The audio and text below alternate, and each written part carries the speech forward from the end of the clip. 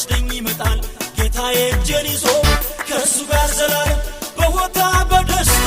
እዘምራለሁኝ ለመረጠኝ ጌታ እዘምራለሁኝ ለመረጠኝ ጌታ አይቶልኛል መልካም አይቶልኛል መልካም አይቶልኛል